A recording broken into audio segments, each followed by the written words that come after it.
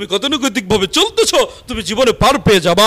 তুমি শুনে রাখো, তোমার এই জীবন আমার রব দিয়েছে।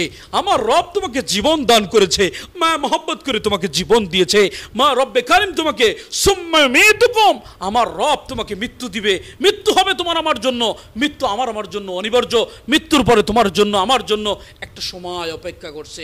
মৃত্যুর পরে আপনার আমাকে একজনের কাছে যাইতে হবে ফিরে, তিনি হলো আপনার আমার রব। আমার আপনার রব রব্বে কারিম বলছে সুম্মা ইউমীতুকুম, ও বান্দা আমি তোদেরকে মৃত্যু দিব, সুম্মা ইলাইহি তুরজাউন, এরপর আমার কাছে ফিরে আসতে হবে। ও ভাই, রবের কাছে ফিরে যাবেন, কি এমন জিনিস নিয়ে ফিরে যাবেন? কি এমন জিনিস গুছাইছেন বলেন? পৃথিবীর আমল কি গুছাইছেন?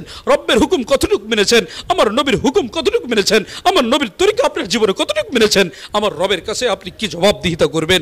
আপনাকে 50 থেকে 70 বছর জীবন আমার রব দিয়েছে, আমার রবের হুকুম আপনার জীবনে কতটুকু আছে, কতটুকু আপনি বাস্তবায়ন করতে পেরেছেন? আপনার কাছে আমার প্রশ্ন হলো, আপনাকে যদি প্রশ্ন করা হয়, ও মানুষ, তোমাদের জীবনের সব গুনাহ মাফ করে দিয়েছি, তোমার জীবনের একটা দিনের হিসাব দিয়ে যাও। ও ভাই, হিসাব তো দূরের কথা, হিসাব তো দূরের কথা, আমাকে যদি প্রশ্নবিদ্ধ করা হয়, ও দুনিয়ার মানুষেরা, তুমি যে প্রতিদিন শ্বাস প্রশ্বাস নিতে, তোমার এই শ্বাস প্রশ্বাসের একটা দিনের হিসাব দিয়ে যাও।